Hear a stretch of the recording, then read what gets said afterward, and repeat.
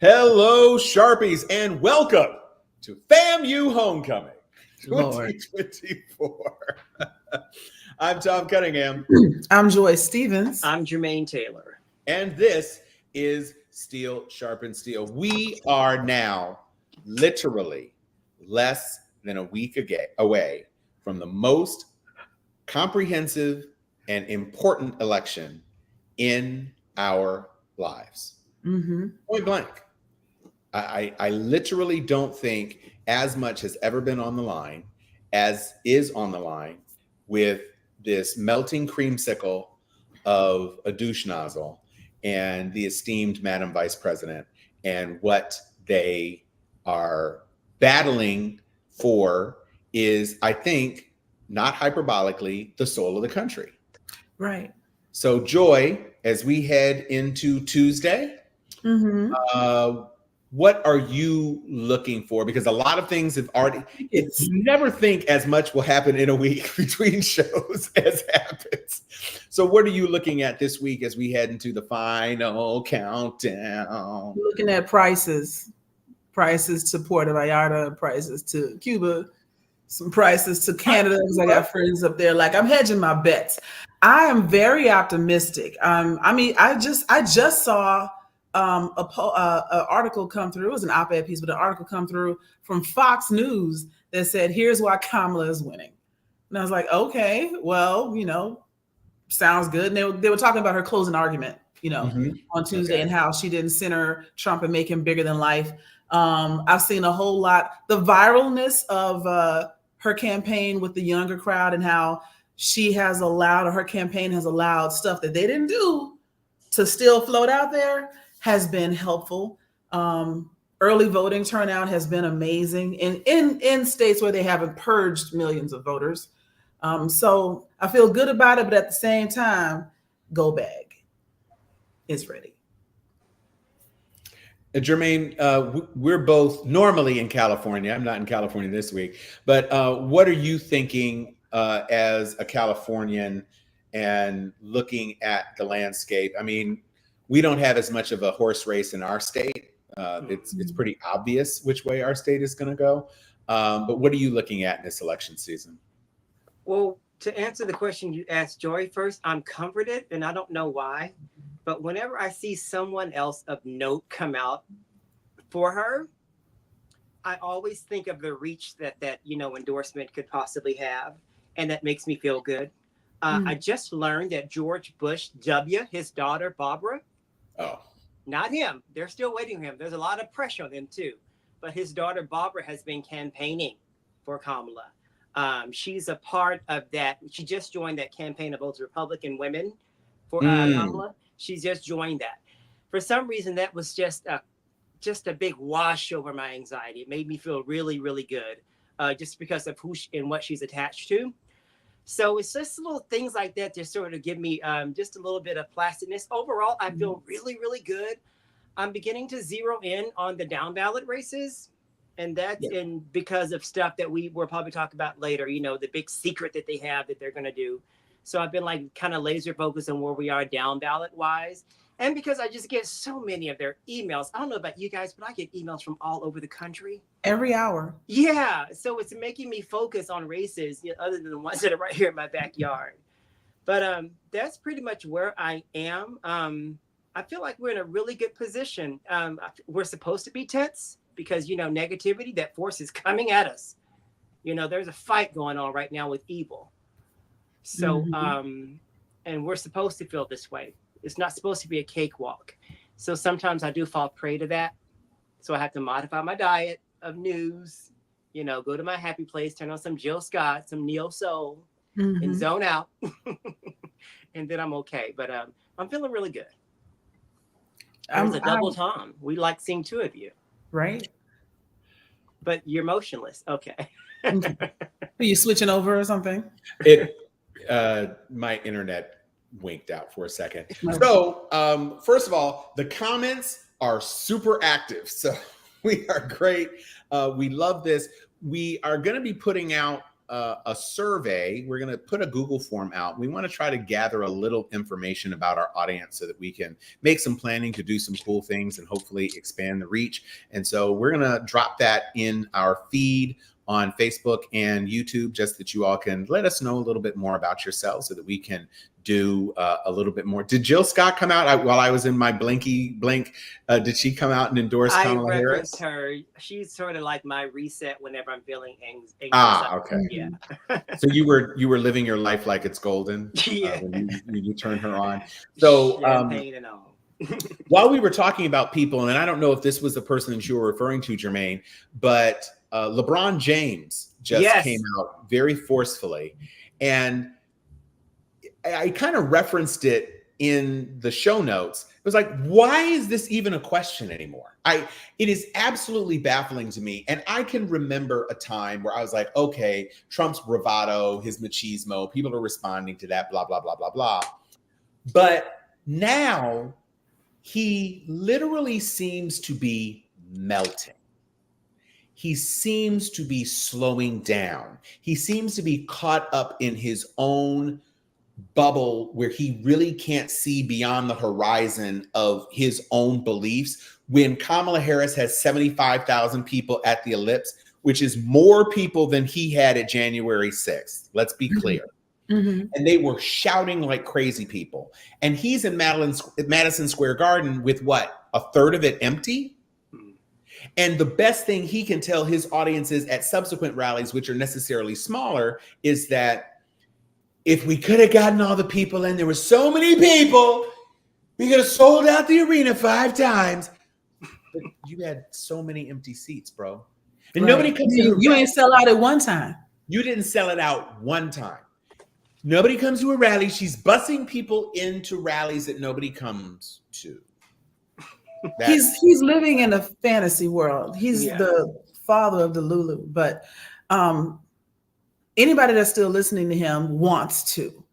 And one of the things that also, like, one of my friends put in perspective for me, she goes, you don't hear a whole lot of Democrats for Trump.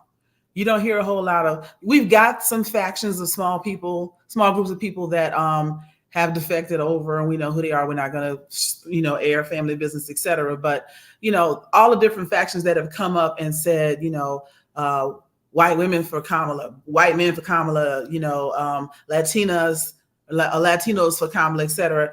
All these different groups that are like, we are on board, in addition to the hundreds of celebrities from all, A through C list that are like, yeah, me too, I'm here. And then all of the individual powerful Republicans that still have a lot of sway in that party, all of them are coming over like, yeah, even if they're not big fans of like the Democratic Party or even Kamala Harris herself, they're like, we're on the not crazy train.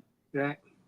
So I think that's what also helped me feel a little bit better about it. And, and Mark's got a good quote here. Not only was a quarter of Madison Square Garden empty, but the very next day in Atlanta, a tiny venue was half full while he was on stage talking about crowds. I've got the best crowds. I've got the biggest sizes. Mm-hmm.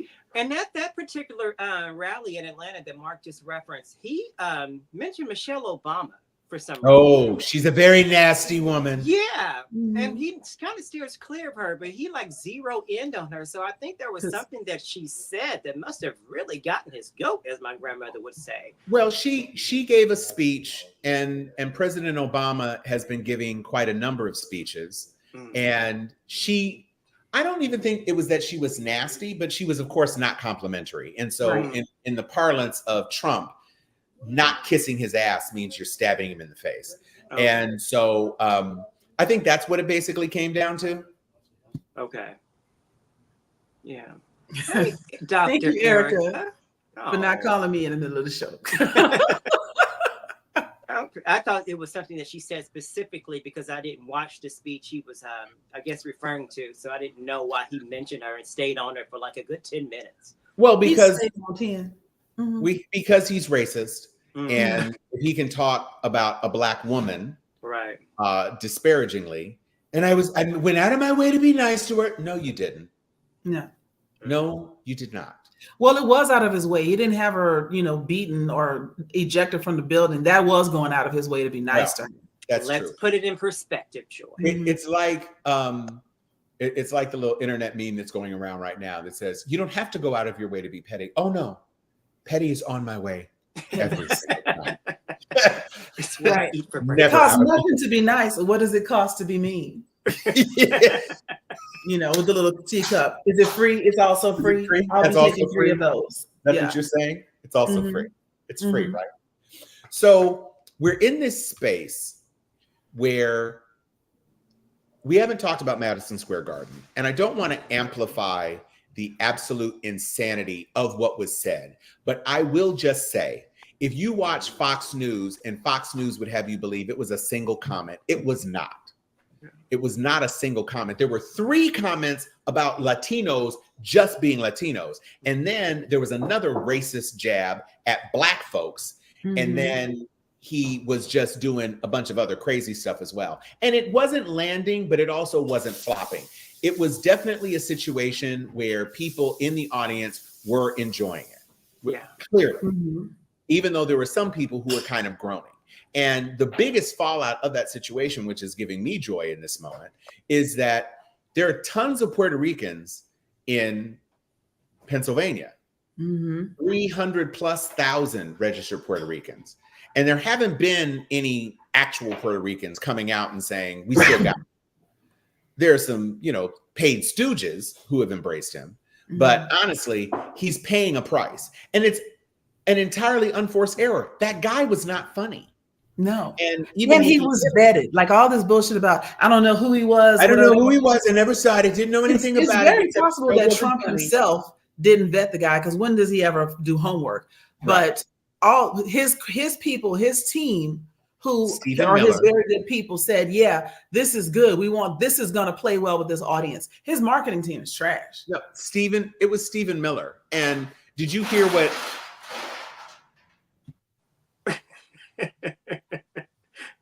Yeah, Stephen Miller also said some ridiculous things when he was on stage.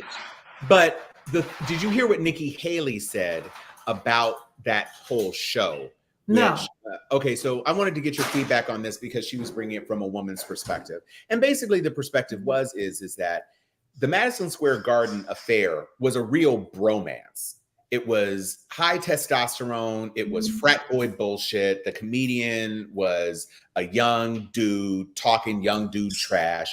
And Nikki Haley is basically saying, that's not how you get women. Yeah. There was so much bro dog stuff in that whole presentation.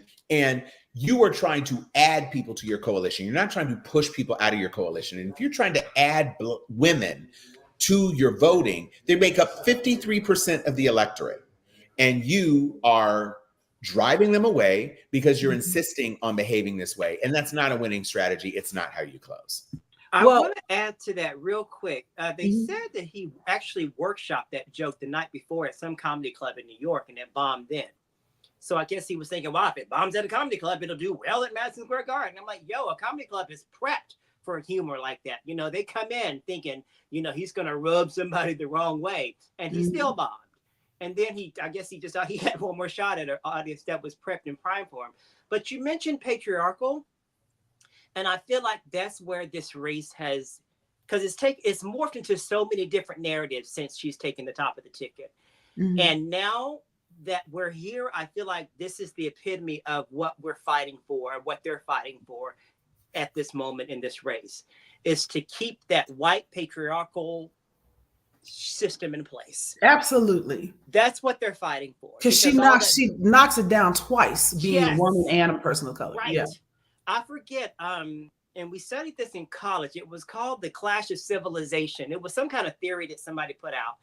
And it was basically what it said, like after the Cold War, wars from heretofore will all be about cultures. Yeah. There'll be a wars just about, you know, different ideologies, how we should live, what culture is superior, what culture should be, you know, dominating. And that's where we are. And the patriarchal culture is like on life support right now. It's on, I mean, that's why it's so inflammatory. That's why everything is coming at us like, this mother said that. Yeah. You know, because they are fighting like crazy. So I suspect that we might even hear even more highly inflamed language as we get closer to November 5. You will, and that's what I wanted to jump in with is two analogies. First one is around the idea of that whole party's ideology at the moment being like a cancer in American society, and similar to other bodies that have cancer, sometimes they rally, and right before they move on or right before they expire, they feel great. Everything is looking good. And it seems as if there is a resurgence of energy, of happiness, whatever, and then they expire. Please understand that I'm using this as an analogy. I'm not trying to trigger Chinese anyone. medicine, Joy. That's Chinese medicine. Will tell you about that. They talk about that right before people I'm not die, trying to trigger anybody that has had cancer or anything. I'm just using it as an analogy. But that whole rallying thing, this is what we're seeing with this whole idea of patriarchy, of classism, of white supremacy, all of it. It is in its death throes, and it is throwing out haymaker punches as it goes down. And this also explains why they went hard in the paint in this Madison Square Garden rally, because they've been winning with this strategy of jabbing or punching down, jabbing at other people.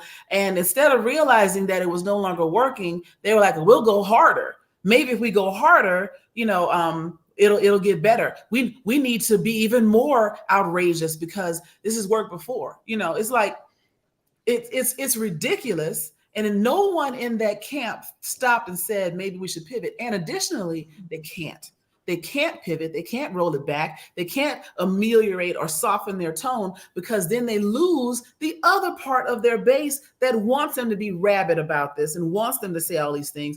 Like you said, those jokes didn't bomb. They didn't land, but they also didn't bomb. No. People that was like, yeah, and so they're in a tough position, but they put it on themselves, Well, and he started off with a lighter touch of a joke. As opposed to going full on. The island of garbage was not the only comment that he made. And so he made a couple of things that were a little bit sillier. And Mark Bachner raised the question about him being affiliated with Joe Rogan. He is affiliated with Joe Rogan. Joe Rogan is one of the guys who gave him his big break. And he is the show that he has been doing in Texas is a show basically that is produced, for lack of a better word, by Joe Rogan. And the reason I think they are doubling, tripling, quintupling down on the strategy is that Joe Rogan is the highest paid podcaster in the world right now. So you think that a lot of people follow him, listen to him, and want to hear this. Exactly. A lot of people subscribe to Joe Rogan because they want to hear what's happening on his show, not necessarily that they want to hear that. Correct. And so you've got a situation where, because they are so locked in, and of course, Trump spent 3 hours talking to Joe Rogan on the podcast and ended up showing up late for an in-person rally, that people were leaving because they were like, I've been here for 3 hours. I didn't pay to see Lauryn Hill. I've got to go. So it's a big problem for the campaign, and it's a big problem because these small areas of attrition are cumulative. And he didn't have anything to lose. There was no space he had to lose because he lost the last election. And he already knew that COVID had killed some of his voters. And he already knew that abortion was driving some women away. And he already knew that his anti-immigration stance was going to not contribute to Latinos, especially since he's demonized them. And all of these factors, he couldn't afford to lose anyone. And he's already losing people. And then they get on stage in Madison Square Garden and start talking neo-Nazi rhetoric, final solution nonsense, eliminate, get rid of, destroy, enemy within, like we're hunting your neighbors, turn the police on everybody. Like it sounded like Gestapo tactics. And it was no sugarcoating. There was no, they're just playing. They weren't joking. And it wasn't just him. Everybody that got on that stage had something to say about murdering Americans that didn't agree with them. Yeah. Guys, help me out real quick. Just a Cliff Note version. This whole Joe Rogan effect. Is he like this generation's Rush Limbaugh? Because I haven't watched him since he did that Fear Factor. So I really don't know what his platform now. So is that what he is to them? It's not a bad analogy. No, I think Sean Hannity or Tucker Carlson probably fashions themselves as more of the Rush Limbaugh. Joe doesn't pretend to even have a patina of intellect or respectability in the way that Rush Limbaugh fashioned himself. But from a media, I would say he's more like a right-wing Howard Stern. Okay. Yeah, I was going to say Howard Stern is another good analogy. So, yeah. Whereas Howard Stern he's a chauvinist and he's an oversexed guy. And, he says outrageous shock that you don't necessarily take seriously, but you still listen to him and it's entertaining. You turn into it as opposed to a political player. But he does have a huge audience. He does have a huge audience. And he's a conspiracy theorist and all these other sorts of things. It's a bad combo to have, to be honest. But it is what it is. And that's kind of where we are. And so I was lost. Thank you. Well, and Michelle Obama refused or passed on doing the show. And so you broke up. You said Michelle Obama passed on doing Joe Rogan's show. She passed on doing Joe Rogan's show. Okay. And so the question became, would she actually do it? Does it make sense for her to do it? And it looks like maybe she should not. But on the other hand, if she couldn't do worse than Trump.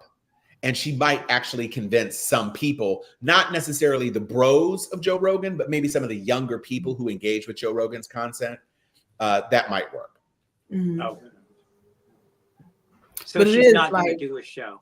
I hope she doesn't do it. She doesn't need to. I don't think she should. I feel like she should steer clear. I don't think she needs to. There's nothing to gain at this point. There's nothing to gain. Yeah, people have made their decision. You're going to see very little flipping in the last 4 days before the election. And I just hope that people, make the right decision. This should not be close. As Mark said earlier, she hopefully will run the tables on him, which honestly she needs to do in order to shut down any suspicions of rigging. If it's 51-49, they're going to swear that it was all lies. But if it's like 60-40, everybody shut up. That's the biggest margin we've seen in modern times. So I hope she wipes the floor with him. I hope she runs a Boston on him. Yeah, I want like 326 electoral votes. Yeah, it needs to be a runaway. I want a cushion. Yeah. I want so many of the states he was counting on to I want go to see a against giant him. fall. I really do. I want to see a giant fall, like a Florida or a Texas or even a Tennessee. I want to see one of those fall. Because I would love to see her get Florida because it's not. Florida would be amazing. Yeah, it's not out of the possibilities. She might take Georgia. She's very possible that she takes Georgia. This conversation sort of parallels with what's going on in the whole polling stratosphere right now. Yeah. Everything is saying neck and neck, neck and neck, neck and neck. And now as we're getting closer, I'm beginning to see different stories where a lot of pollsters or just people who are in certain positions are beginning to question the validity of this neck and neck narrative. Because Nate Silver, who used to be the Bible, is all of a sudden having a lot of suspicion about what's going on. They call it herding.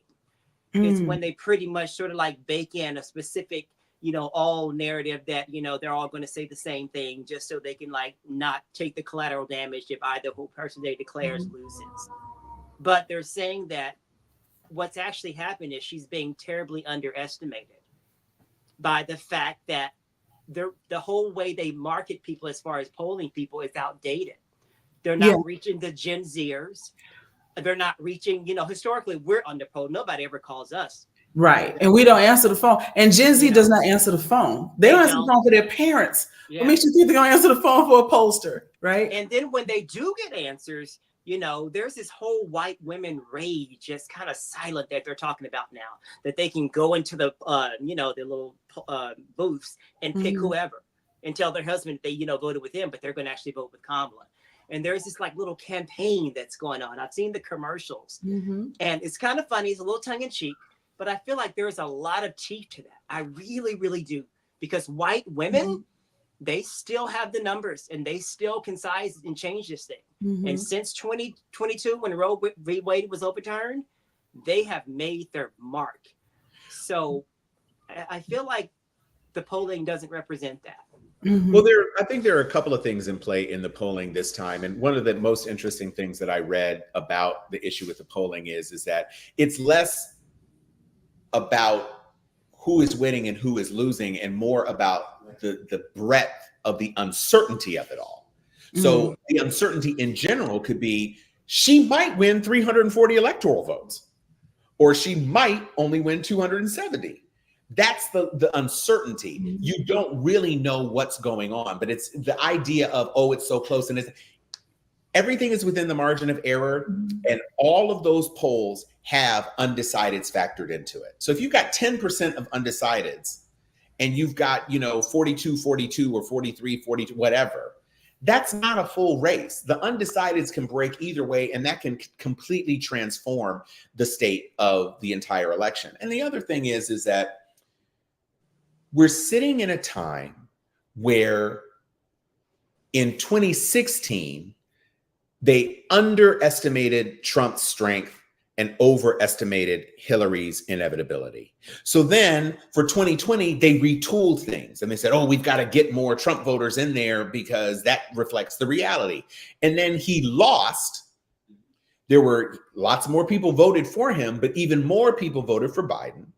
So instead of saying, oh, let's tweak our methodology again, let's take a look at what we did in 2020 that maybe skewed things the wrong way. Let's take a look and take a step back and figure out how we can course correct. Instead of doing that, they said, nope, we can't underestimate Trump again. So I, for one, I am confident, but more to the point, I'm still working. So, the emails about the constant money, I'm like, it's 4 days. Stop it with the money. But today I got an email about, can you phone bank? Can you phone bank for 2 hours? Yeah.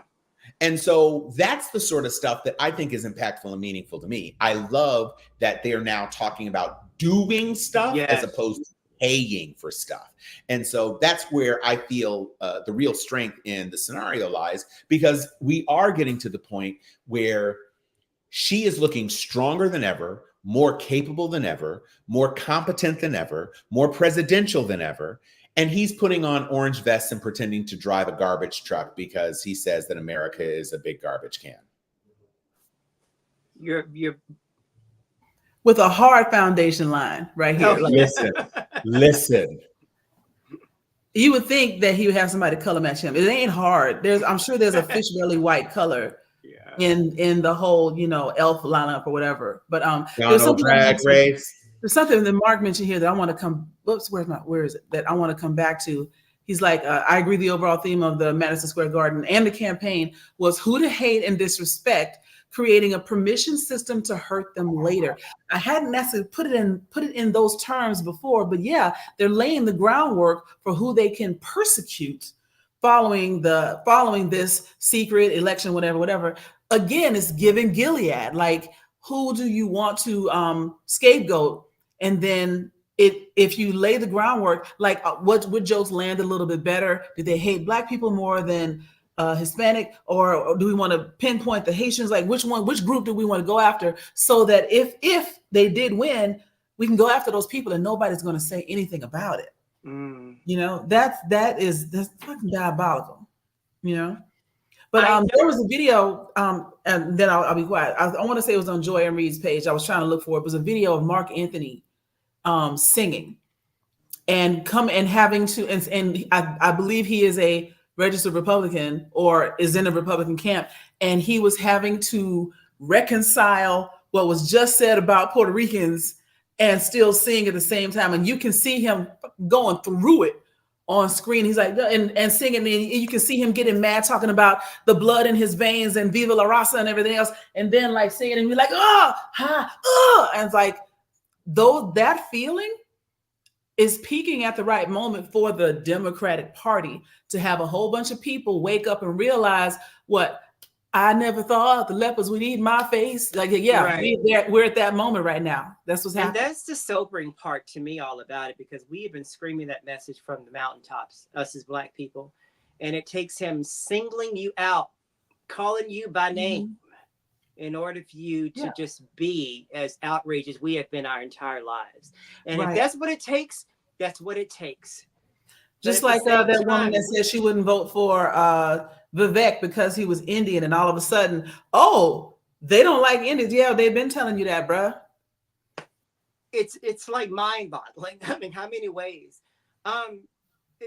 It's interesting how actually the newspaper organization, since we've chatted, both the LA Times and now the Washington Post, I believe, they've all of a sudden decided they're not going to endorse anyone. And I feel like not just only because, they're just hinging their bets on Trump, but again, that patriarchal structure is a hard ass drug to stop taking. Yes, it is. To the point to where they just can't even follow suit with what their employees are wanting to do. They want to go rogue and do their own thing. And I believe it goes beyond the money at this point. It's like, I need to state my claim as this white man in this country.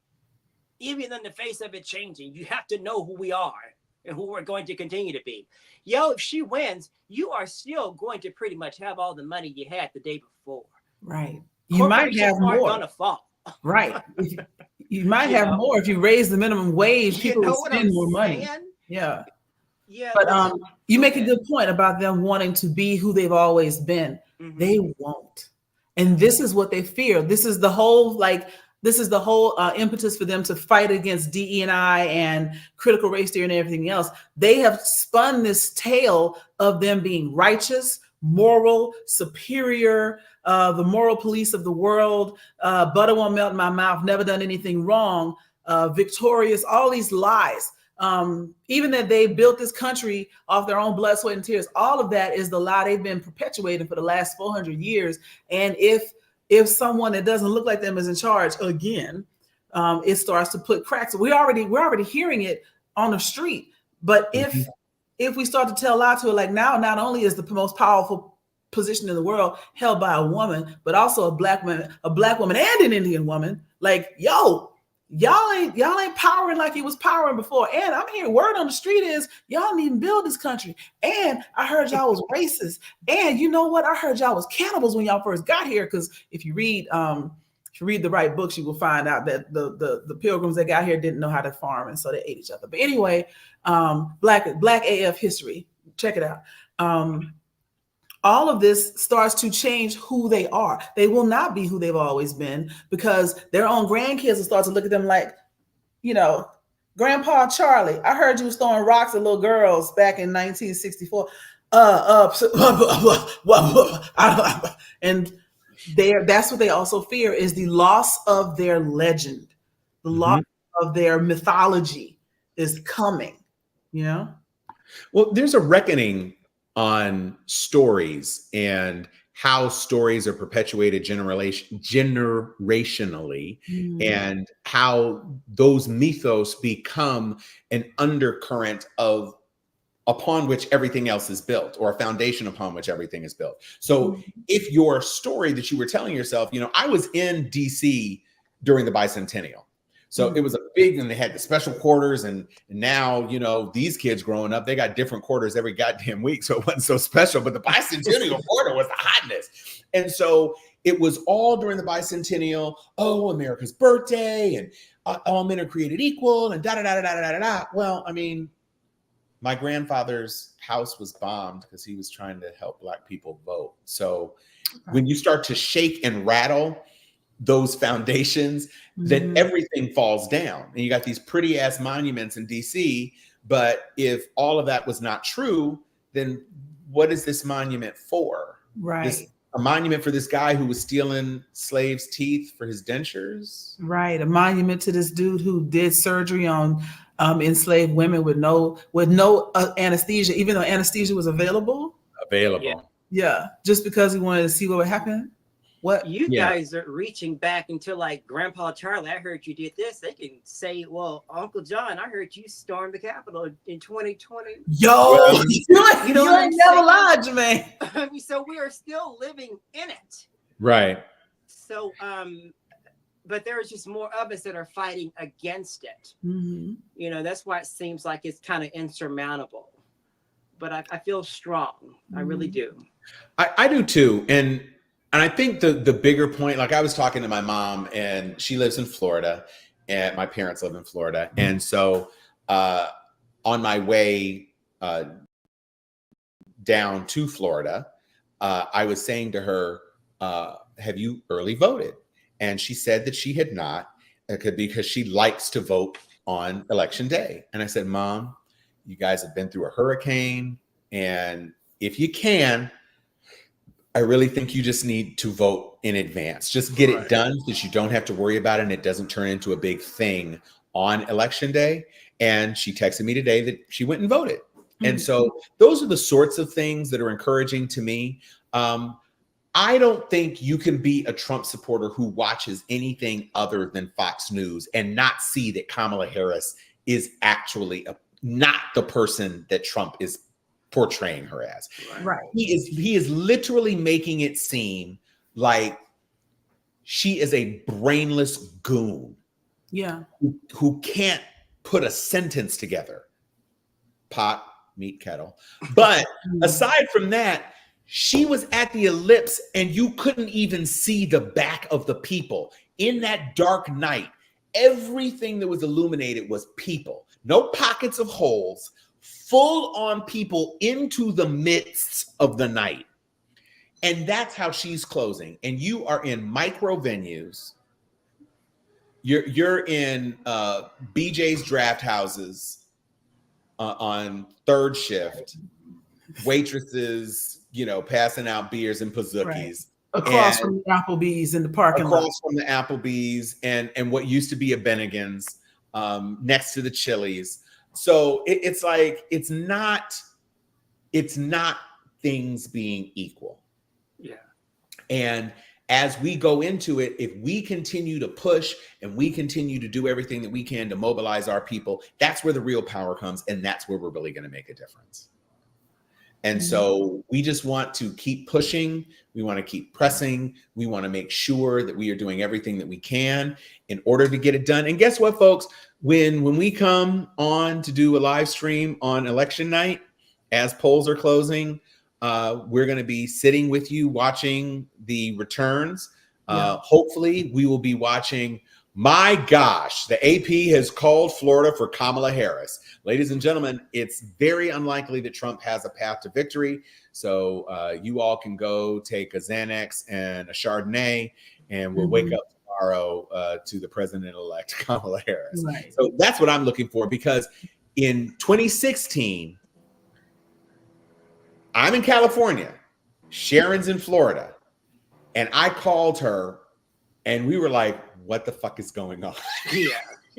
And when we didn't get Florida, it was like, wait, I don't understand. And then it was a nightmare the rest of that evening. Every media outlet was just like watching in horror. Like, I can't. I think I was trying to watch it live with the Last Week Tonight with John Oliver or something, or the Daily Show, and they were just like, what the fuck? Like, should we just turn the TV off at this point? Like, what are we doing? And for everybody that might still have someone that's on the fence or undecided, I want to show you a video, again, pulling off of, I want to say it's probably Joy Reid's page too, but pulling off, it's just interesting things. If for those of y'all that didn't see what Trump's been saying, check this out real quick. At his Madison Square Garden rally that needs more attention. Listen to this. I think with our little secret, we're going to do really well with the House, right? Our little secret is having a big impact. He and I have a secret. We'll tell you what it is when the race is over. Trump said that he and Speaker Mike Johnson have a secret that will impact the outcome of the election. Now, there is speculation that he's suggesting that House Speaker MAGA Mike Johnson could use his power to try to block certification of the election. And there's speculation about that because Mike Johnson has suggested that he might do that. And that's not surprising because Mike Johnson, as a representative in 2020, tried to block the certification of the election, only he was not the Speaker of the House back then. But here is the important thing to bear in mind. Now, it is very much the case that the Speaker of the House could implement rules that could potentially prevent the certification of the election, that could potentially discard the votes of the American people and allow a Republican majority to simply install Donald Trump as president. That is actually possible, but it is important to note that the House will be sworn in on January 3rd, days before certifying the results of the election on January 6th. And if Democrats can flip just 4 House seats, Mike Johnson will not be Speaker. Hakeem Jeffries, in all likelihood, would be Speaker.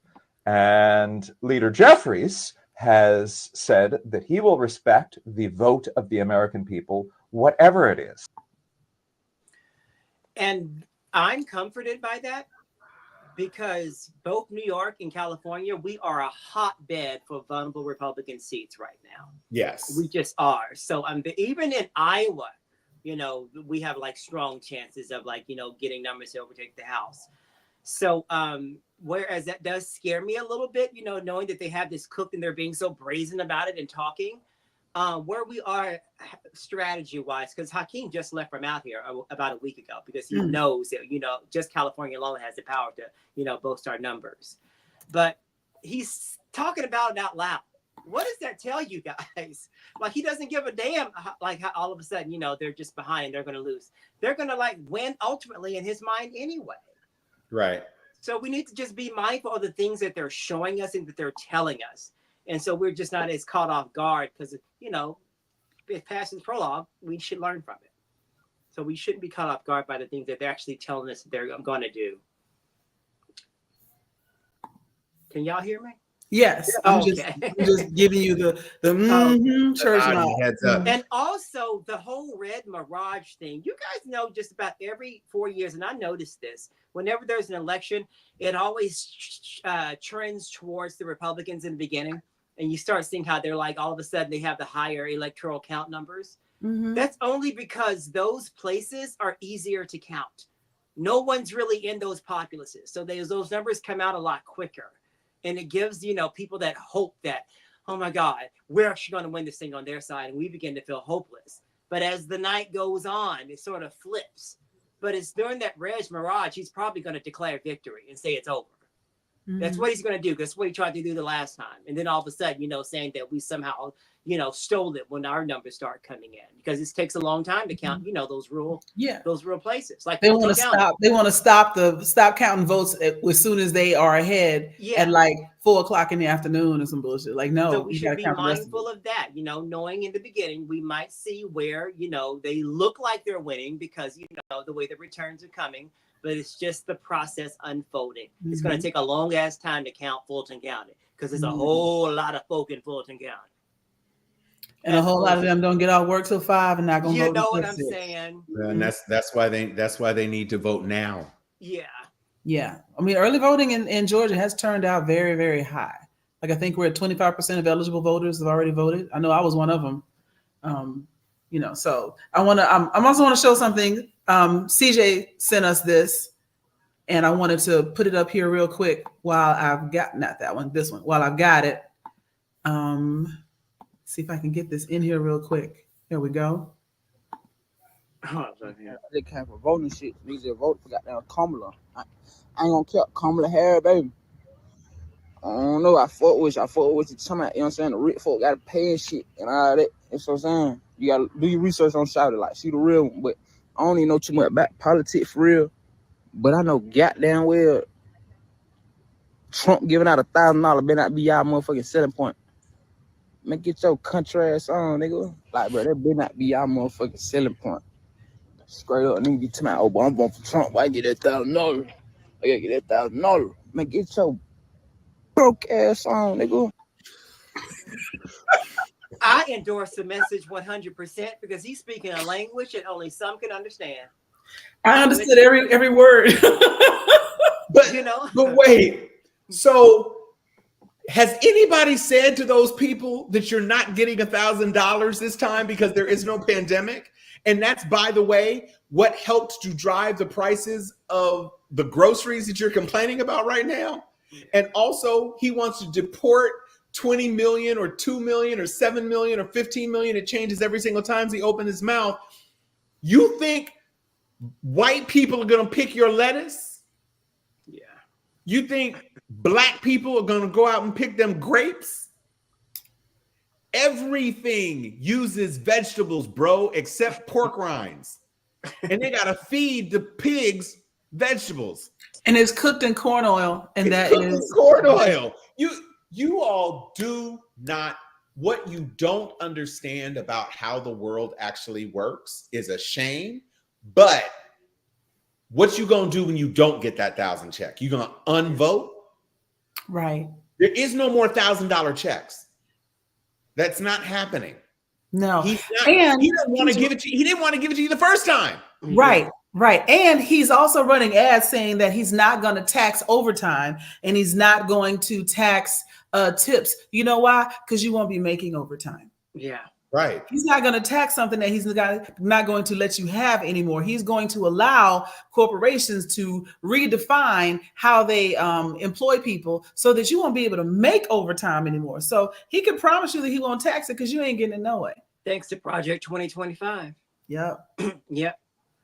And this is a good point. Ask the Florida construction companies that came to a standstill when they wanted to deport immigrants. And to your point, produce picking across the country. I remember strawberries just sitting fallow in the field because there was nobody there to pick them up. And it's not about, because people don't understand the categories of people that come into the United States. You got migrant workers, you got seasonal workers, you got, you do have people that come here illegally, but then you have people that are here on work visas. All of those folks are coming across the same border. You know, or most immigrants actually get here on a plane, you know, so I don't even know what y'all talking about. The grocery industry out here in California alone would just implode on day one. I mean, no more avocados for you, California. I'm talking about the stores actually would implode. Oh, yeah. Oh, yeah. You know, they have agreements. Nobody really talks about this, but a lot of corporations have agreements with these migrant workers. Absolutely. Employ them, let them work, knowing they're fully well undocumented, but they need the labor. You know what I mean? The Oscar-winning movie Nomadland was about that. Yes. Won whole Oscars and things. Yeah. Why you bullshitting? The whole Texas residential construction industry will implode overnight because ain't nobody putting roofs on buildings except people who don't want you to ask them too many questions. So and they can put up a whole neighborhood in a week. It's just a shiny thing to run on, but they even know that they can't get rid of the immigration here in the United States. They can't do this mass deportation. They know that, but they love to wave it in these low information voters' faces because you have to have someone to hate in the fucking Republican Party. Yes. And there's no more perfect person to hate than somebody who's not from here, who doesn't look like you, who doesn't speak the language. So you demonize them, but they know it's a game. But these low information voters don't know it, so they play on their heartstrings. I felt like Springfield would have just blew that whole narrative out of proportion, but somehow they still missed it. They were telling you, we need these people in our factories. Stop it. We asked them to come here, but no one still got the message. So when you're a low information voter and you're used to getting your information from certain sources, we can't help you because your mind is prepped for conspiracy because the truth will fucking make you, it's like kryptonite. Yeah, it's called confirmation bias. You waiting to hear what you want to hear and you ignore everything else. Yeah. Dunning-Kruger. You can't reach them. You know, I don't see too many of them. Every now and then I might run across one ever so often and just try to reason with them, but it's a losing argument. It just won't happen. What is Shay just said? When I was mentioning about Texas construction industry, she said Louisiana the same way. Every house in her neighborhood was built by Mexicans exclusively. Yeah. And with all the McMansions they're building out here and just freaking Hollywood alone. So I don't know. I mean, I feel like there's going to be a reset just all together, all over, you know, this entire country as to how we think about things, especially with the media. I'm not kidding you. I feel like the media is going to have the first impact of, oh my God, this is a new world we're living in. Because they are having to compete with the real truth tellers on the freaking ground. I think that's a big reason why they want to get rid of TikTok, because those vigilantes on TikTok, they will tell the real story and will have graphics behind them to support it. Yep. And TikTok is not American owned, so they can't bully them or do anything about them, or you know, and you can't, and then how you gonna take away an app that I already own? Yeah. Right. So it's not like it's a subscription app. I paid for it one time. Did I even pay for it? I think it's free. You did not pay for it. No. Not at all. Advertisers are paying big money. Yeah. The demographics that they're pulling are worth big money. Yeah. But you didn't have to pay for nothing. You're not even paying for the content, although you can tip content creators now. So we are barreling into really the last couple of days. I mean, it's basically Friday at this point. Yeah. Right? And then we got Saturday, and then we got Sunday, and then we got Monday. And then Tuesday is it. It's a wrap. And so I think most of our Sharpies, let's have a show of hands if we can. Can you put I voted in the chat if you are a Sharpie who has already voted? Let's just see throughout the rest of the show how many. And if you're watching, you're a Sharpie by default. So yeah, exactly. Don't pretend like you're not. We know our people. So that to me is the crux of the closing argument. We see a woman, a brilliant woman, a woman with a law degree. When I tell you Anthony will not be defeated, he was the first one to respond even there. I voted. And Sadida voted last Monday. Thank you. Miles, thank you. Mark Stephanie, thank you. Bob, thank you. Sheila, thank you. So this is what we're talking about. You have people who are energized. Thank you, Mark, Sheila. All of these people are energized and excited. And that's what you see at Kamala Harris rallies. You do see people booing Trump occasionally. But I wanted to talk briefly about this mixed narrative that's going on in not only right-wing media, but what is quote unquote mainstream media, which should be called corporate media, because the reason that the Los Angeles Times and the Washington Post did not endorse a candidate this year is because both of them are owned by billionaires. Donald Trump has been saying, at least for the past 2 weeks, that America is a garbage bin and that countries from across the world are dumping their garbage into America. Joe Biden says the word garbage once in an off comment about the aftermath of Madison Square Garden, when a comedian literally referred to an entire country, not an entire country, an entire territory of the United States, populated by United States citizens. He called their entire island a floating island of garbage. And President Biden reacted, and he reacted with his shoot from the hip Joe persona. And he said something that all of a sudden, even non-Fox hosts tried to turn it. Does the president regret using that stark language talking about Trump supporters? Do you think Trump cares about any of that? Because he's talking about Kamala Harris is both a Marxist and a communist and a fascist, which, if you know anything, is not possible, because communists and Marxists are on the opposite side of fascism. Yeah. Not the same. Nazis and communists. Nazis hated the communists. The USSR had a big part to play. But move on. Communists in defeating the Nazis, who were fascists. It's not the same. You're just throwing out bad words that you think are bad, words that somebody told you are bad.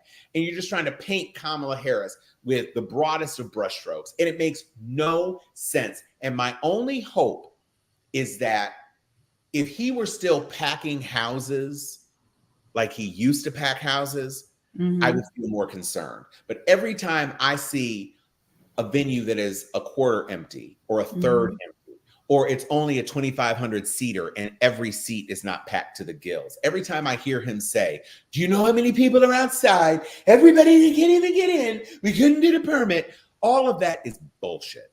He does not have the energy. And they need to pick one. All of a sudden, Joe Biden is the smartest, and his mind is just clear as a whistle now because he said garbage. But prior to that, he was just this dementia Joe, and he can barely get a sentence out. Right, but now which one do you want to go go with?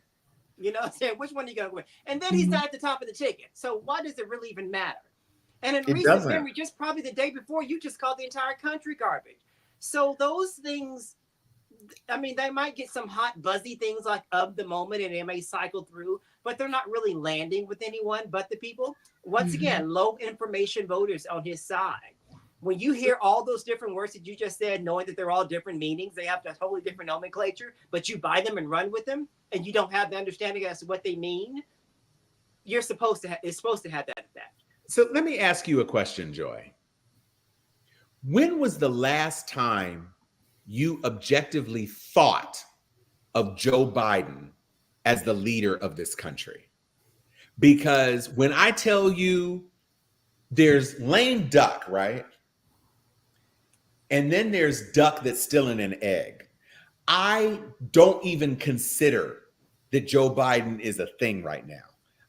He may be cutting ribbons. I haven't thought. Let me answer the question. Yeah, go ahead. I have not thought about Joe Biden since he stepped down. I think the last time he was on my mind was when he was at the DNC and he said, "I gave my all." And I was like, "Thank you for your service. Have a seat." And I haven't thought about him since. And I know that he is technically running the country. I know that he was still forgiving loans and everything, but it was like a program that was running in the background. I'm not paying any attention to it. But now they want to be up in arms. And it kills me that they can talk shit about so many people and so many citizens. And then all he said was something less offensive than what they said. And they're like, oh, clutch the pearls. Like they do that over and over again. They want to be victims and bullies at the same time. And it kills me. It kills me that they do that. And then people let them get away with that. But actually only Fox News lets them get away with that. But it's a closed loop. Yeah. They only hear themselves saying this and they believe their own bullshit. But as Dems, our part that we play in that whole thing, and the fact is for a long time, we tried to portray ourselves as above. We would never say that. When they go low, we go high. And no one's realizing that down. You know what I'm saying? And that's yesteryear. It's like, nah, we fighting with fire now. We fucking bringing shit to the damn yard too. And that's where we are. But a lot of people still had that nobility about the Democrats of taking the high road. And so I guess that's, it sort of lends itself to that right there. But you guys, I meant to bring up something earlier. Before the whole Puerto Rican trash talk garbage, Felony Island garbage came out, she had already intended to be in Pennsylvania. I forget what city, at a Puerto Rican owned restaurant to taunt a whole new way forward for that island. That was already on the books. When he did that, it just made it so much more sweeter and so much more receptive because she realized that those people have a need. The infrastructure is pretty much, it's really bad. I've been to Puerto Rico. I mean, they are living in some outdated machines. It's like they can fall over in a minute, those buildings rather. And so she is specifically going to address that, but it was already part of her schedule before that even came out. So the brilliance of her campaign is just matching, that negative that just keeps fueling, out on the other side. I don't know if many people knew that, but I thought that was worth mentioning on today's show. That just another one of those things is falling into place for her, which again goes to her campaign team and them being able to anticipate where she needs to be, what she needs to be doing, and it just playing out perfectly, Yeah, they go low, I will scrub the ground. Shout out to fam. Yeah. Exactly that, Bob. That's exactly that. Then don't vote for Biden. Right. Because Kamala Harris didn't say it. Right. And everybody on Trump's team says 1,000 times more offensive things per minute. I also get ticked off at the fact that people say the wildest shit on the Republican side, and Trump could just say, I didn't know he was going to say that. It's not me. And people go, well, he didn't know. He didn't know he was going to say that. And then, Biden says something, or anybody with a blue shirt on says something. And like, Kamala, what are you going to do about these rowdy, I think this is a bad reflection on you. I'm so sick of that narrative too.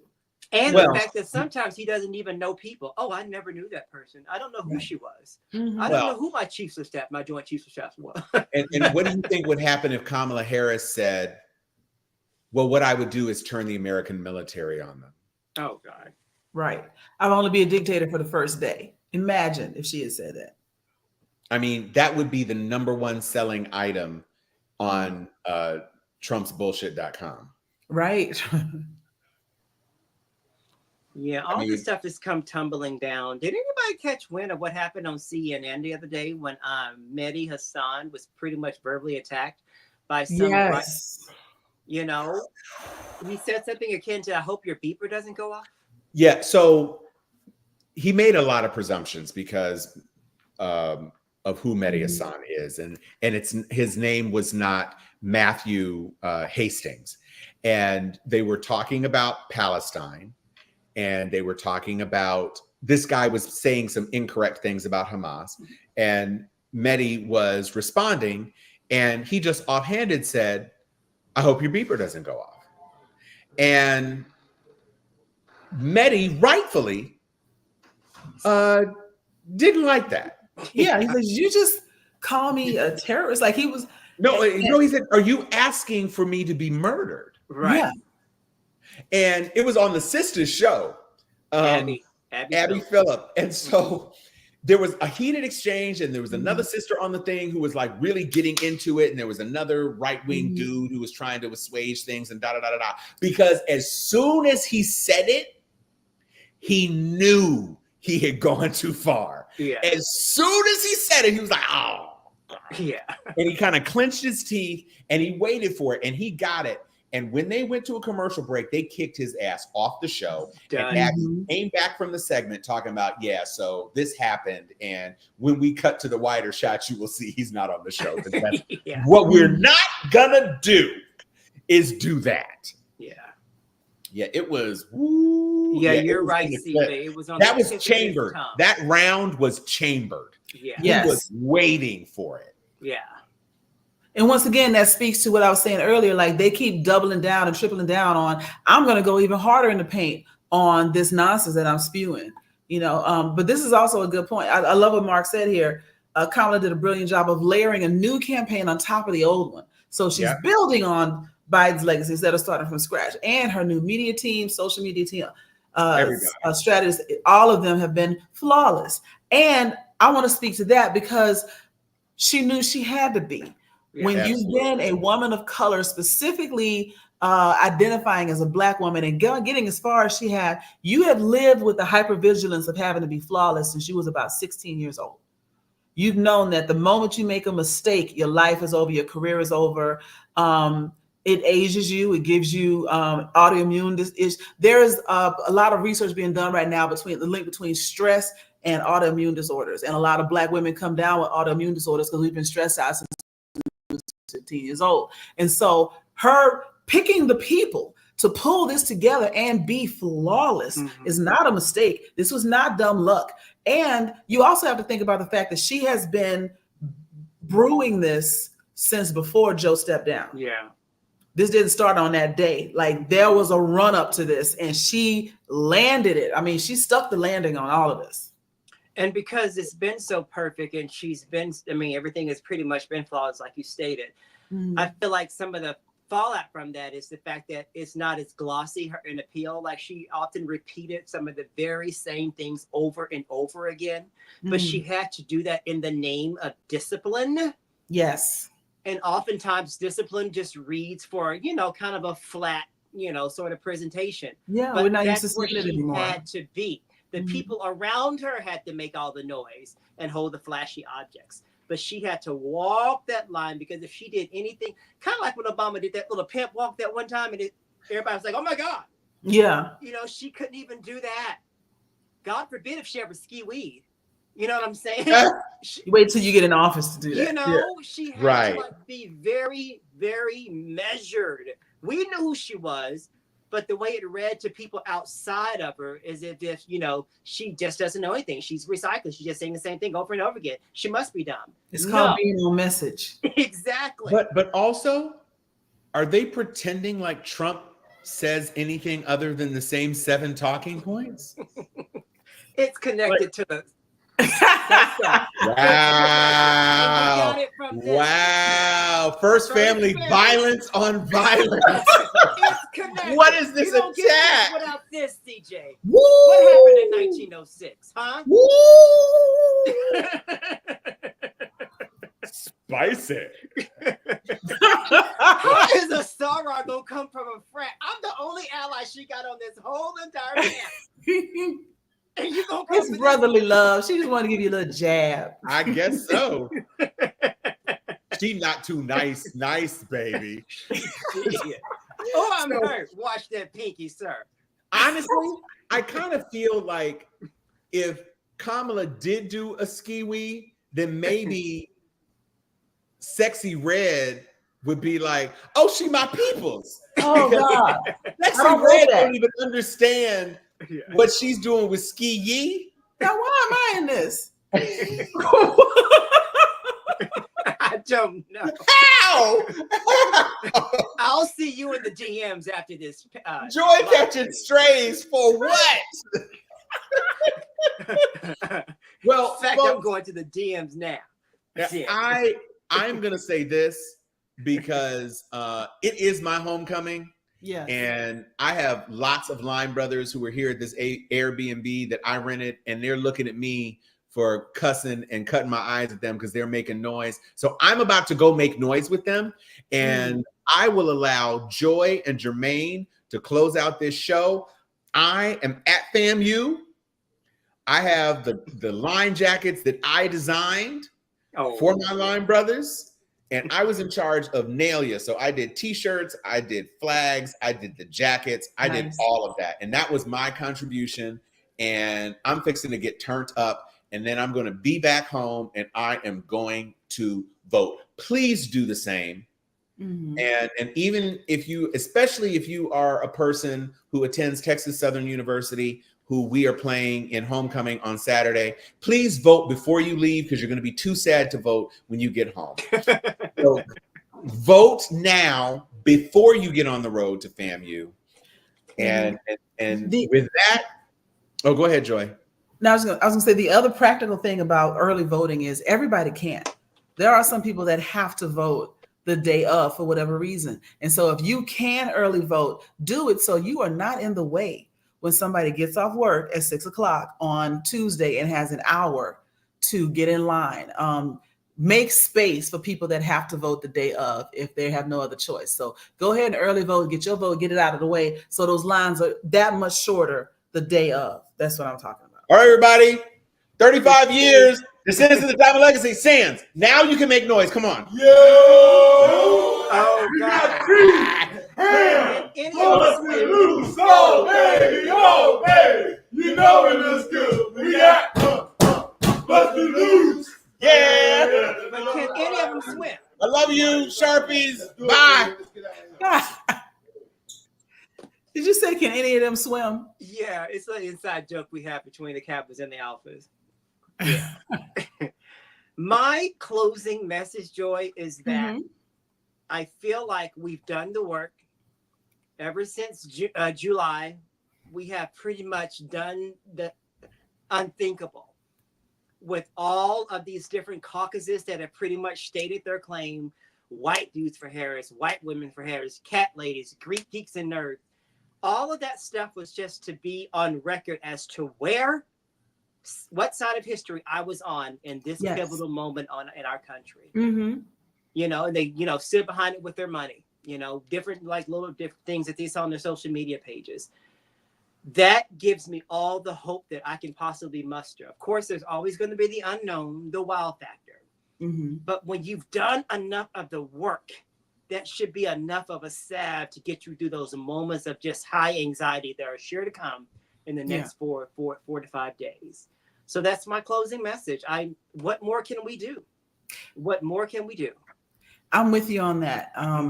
What more can we do? We've had our little pulpit here where we've encouraged people to vote early, to get out and canvass, knock on doors, do the postcards and the phone banking. I know I've thrown at least a G randomly, sporadically across multiple campaigns, and half of that went to Kamala's campaign as well.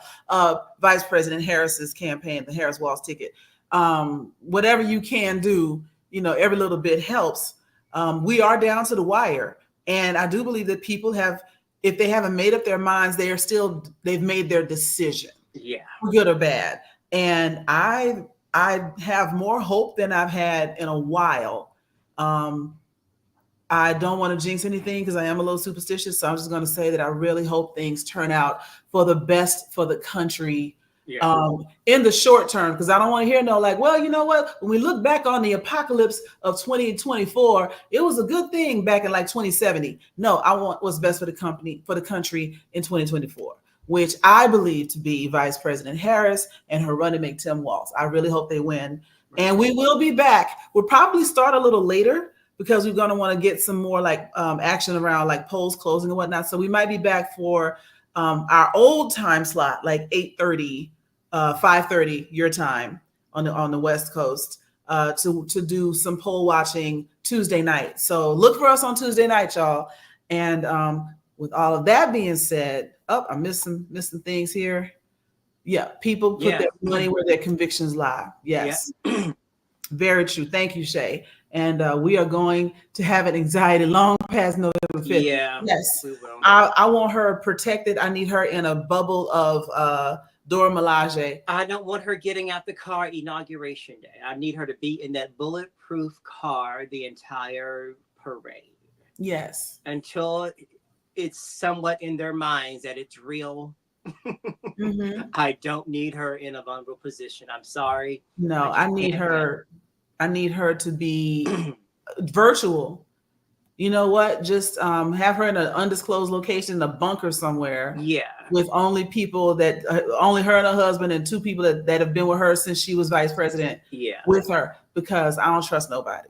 Yeah. But we're gonna end on a high note. And so I just wanted to tell everyone, where is my picture? I lost it. Anyway, so we will end on a high note, and I just wanted to say for the last time before the election, be safe, be well, and like Bob said, I hope his ass is in prison on inauguration day. That is the one. That is the comment. That's the button right there. That's the comment that we're ending on. And so with that, I am Joy Stevens. I'm Jermaine Taylor. And this has been Steel Sharpens Steel.